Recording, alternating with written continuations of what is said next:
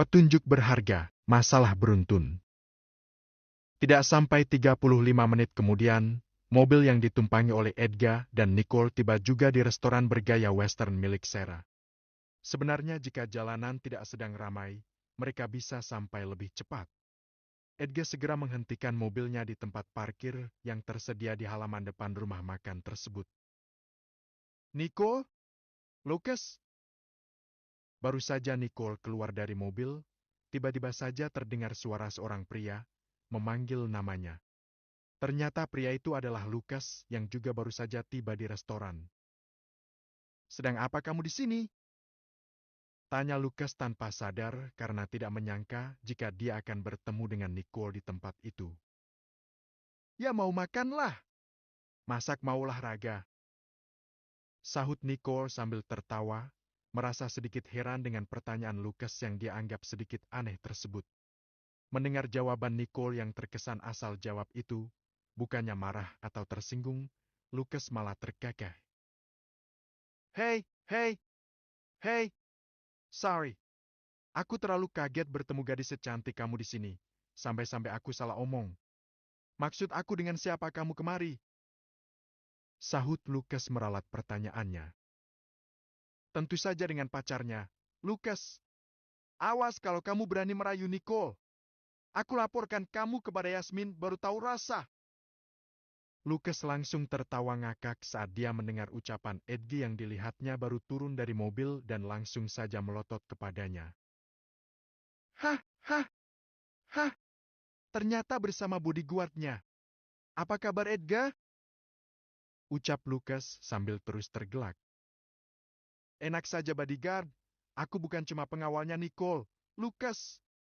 Dia adalah segalanya bagiku," sahut Edgar seenaknya. Ucapan Edgar yang begitu terus terang langsung membuat muka Nicole berubah merah. "Hei, hei, hei. Iya, aku tahu. Kamu pasti sedang kelaparan saat ini. Sebaiknya kamu dan Nicole bergabung saja dengan kami. Aku sudah memesan banyak makanan," tukas Lucas. Dahi Edgar tampak berkerut setelah dia mendengar perkataan Lucas. "Kami? Bukankah Yasmin masih di ibu kota bersama papanya? Jangan bilang kalau kamu sedang mengajak wanita lain untuk makan di sini," tanya Edgar. Lucas tersenyum geli dan langsung menyahut dengan santai. "Aku memang bersama wanita lain malam ini," sahut Lucas sengaja menggoda Lucas. "Serius? Aku telepon Yasmin sekarang juga," tukas Edgar. "Hah, hah, hah, serius? Aku janjian sama mama dan papa untuk makan bersama di restoran ini. Mereka berdua sudah menunggu aku di dalam. Bukankah mamaku juga seorang wanita?" sahut Lucas sambil tergelak. "Mau gabung gak? Sialan kamu, Lucas!" gerutu Edgar. "Apa tidak mengganggu papa dan mama kamu jika kami ikut bergabung?" tanya Nicole tiba-tiba. Dia merasa tidak enak hati untuk menolak ajakan Lucas. Meski dalam hatinya sebenarnya Nicole ingin makan malam berdua saja bersama Edgar. "Tentu saja tidak. Ini cuma acara makan malam biasa saja, tidak ada yang istimewa. Mama dan papa pasti akan senang sekali jika kalian mau bergabung untuk makan malam bersama," sahut Lucas cepat. "Bagaimana Edgar?" tanya Nicole, menyerahkan keputusan akhirnya kepada Edgar. "Mengapa tidak? Kapan lagi kita akan ditraktir oleh bos muda ini kalau tidak sekarang?" sahut Edgar, tidak ingin membuat kecewa Lucas. "Nah, gitu dong. Itu baru namanya sahabat," tukas Lucas bersemangat. "Ayo kita masuk. Papa dan Mama sudah reservasi satu ruang VIP lengkap dengan berbagai menu istimewanya," lanjut Lucas sambil berjalan masuk ke dalam restoran. Nicole memandang Edgar sambil tersenyum tipis serta mengangkat bahunya dan ditanggapi Edgar dengan cara serupa. Tanpa membuang waktu, Edgar segera menggandeng tangan Nicole dan melangkah santai mengikuti Lucas. "Lumayan, makan gratis," bisik Edgar ke telinga Nicole. "Jangan bikin malu, Sahut Nicole sambil tangannya bergerak cepat ke arah pinggang Edgar. Au! Edgar langsung menjerit tertahan saat merasakan nyeri pada pinggangnya. Mengapa kamu mencubit aku, sayang? Makanya jangan suka bicara aneh-aneh. Gerutu Nicole sambil berusaha keras menahan senyumnya agar tidak lolos. Ternyata, bisa mencubit Edgar terasa begitu menyenangkan. Gumam Nicole dalam hati. Hi, hi, hi. Sepertinya aku harus sering-sering melakukannya. Batin Nicole yang tanpa dia sadari akhirnya muncul juga seolah senyum manis di bibirnya. Mengapa kamu malah tersenyum? Senengnya melihat aku meringis kesakitan? Protes Edgar. Senyum di wajah Nicole malah terlihat semakin lebar setelah dia mendengar ucapan Edgar. Lucas berhenti tepat di depan pintu ruangan VIP yang sudah dia pesan. Waduh, yang lagi bucin! Ucap Lucas tiba-tiba. Kalau mau pacaran nanti saja. Sekarang kita makan dulu. Lanjut Lucas sambil tersenyum. Iri bilang bos. Makanya, telepon Yasmin dan minta dia agar segera balik ke Rhodes. Ejek Edgar. Lucas cuma tersenyum tipis mendengar ejekan Edgar dan tidak berniat untuk menanggapinya. Dia segera membuka pintu ruang VIP. Malam, Mah, Pah, aku bawa tamu spesial malam ini. Ucap Lucas begitu pintu terbuka. Jacob dan istrinya segera menengok ke arah sumber suara dan tersenyum cerah saat melihat Nicole dan Edgar berjalan di belakang Lucas, melihat ke arah mereka berdua sambil tersenyum dan menganggukkan kepala. Selamat malam Tuan Jacob. Apa kabar Nyonya Jacob? Sapa Edgar ramah. Baik Edgar. Siapa gadis cantik ini? Sahut istri Jacob. Dia calon istrinya Edgar. Mah, namanya Nicole. Tukas Lucas mendahului menjawab. Apa kabar Nyonya Jacob? Senang bisa bertemu dengan Anda. Sapa Nicole. Nyonya Jacob tiba-tiba berdiri dan berjalan mendekati Nicole. Jangan panggil Nyonya, panggil saja Bibi. Kamu pasti Nicole adiknya Tuan Charles, bukan? Maaf, Bibi hanya kenal nama dan baru kali ini bisa melihat orangnya secara langsung. Ternyata cantik sekali. Puji Nyonya Jacob, tulus. Orang tua Lucas sudah lama mengenal Edgar karena ia beberapa kali membantu mengupgrade sistem keamanan jaringan pada perusahaan keluarganya. Saat Tuan Jacob ingin membayar jasanya, Edgar selalu menolak dengan santai, mengatakan bahwa mitra Dragon Corp berhak mendapatkan bantuannya secara cuma-cuma. Jadi, bukanlah tanpa alasan jika tadi Lucas langsung mengajak Edgar dengan penuh semangat untuk makan malam bersama kedua orang tuanya. Terima kasih, Bibi. Sahut Nicole sambil tersenyum manis. Nicole menurut saja saat Nyonya Jacob menggandeng tangannya dan mengajaknya duduk tepat di sampingnya. Nicole bisa merasakan kehangatan dari tangan Nyonya Jacob yang begitu menyentuh hatinya. Kamu cantik sekali, Nicole. Pantas saja Edgar tak ingin beranjak jauh dari sisi kamu. Ucap Nyonya Jacob dengan tulus, membuat pipi Nicole memerah karena dipuji di depan banyak orang. Senyum lebar Nyonya Jacob seakan menunjukkan kebahagiaan yang tulus akan kehadiran Nicole di tengah-tengah acara makan malam keluarganya. Bibi jangan terlalu memuji aku, nanti kepalaku bisa tambah besar. Tapi terima kasih atas pujiannya. Sahut Nicole sambil tersenyum senang. Sebagai seorang wanita normal, tentu saja Nicole merasa bahagia saat dirinya dipuji oleh Nyonya Jacob. Edgar tersenyum tipis melihat interaksi antara Nicole dengan Nyonya Jacob yang begitu akrab. Padahal mereka baru saja bertemu dan berkenalan. Apa Tuan Jacob sedang merayakan sesuatu yang spesial malam ini? Tanya Edgar yang merasa sedikit curiga saat dia melihat berbagai jenis makanan yang melimpah di atas meja yang tidak akan mungkin bisa dihabiskan jika hanya dimakan oleh 3 orang. Dan yang membuat Edgar semakin curiga adalah dia melihat ada kue cat kecil di tengah-tengah meja makan. Kue cat tersebut dihias dengan sangat indah, meski tidak ada tulisan apapun di atasnya. Hei, hei, hei. Ternyata matamu sangat tajam dan juga teliti sekali, Edgar. Satu ciri khas yang dimiliki oleh seorang hacker andal. Sahut Jacob sambil terkekeh. Hari ini adalah hari ulang tahun istriku. Karena dia tidak mau ulang tahunnya dirayakan secara meriah, maka aku memilih untuk merayakan kecil-kecilan di restoran ini. Dan suatu kebetulan yang sangat membahagiakan bagi kami, kalian berdua bisa ikut hadir di sini.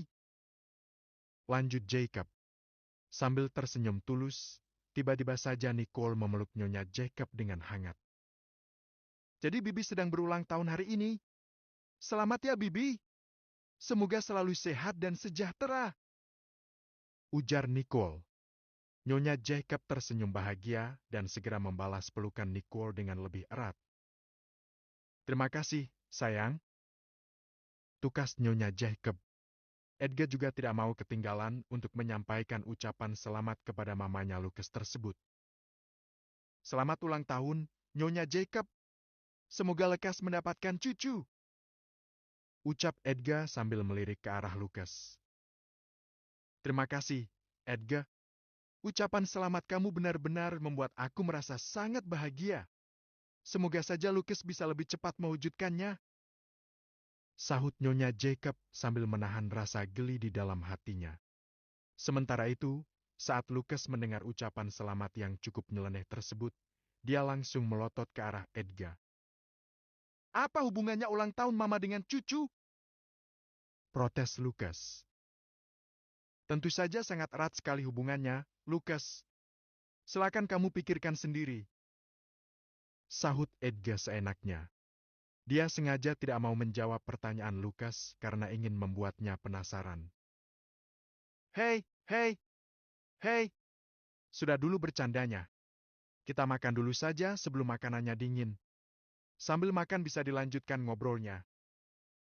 Ujar Jacob yang malam itu merasa sangat bahagia dengan hadirnya Edgar dan Nicole. Tanpa menunggu tanggapan, Jacob segera mengambil satu menu yang menggugah seleranya. Nyonya Jacob juga langsung mengikuti perbuatan sang suami sambil menyuruh Nicole untuk mengambil makanan yang dia sukai.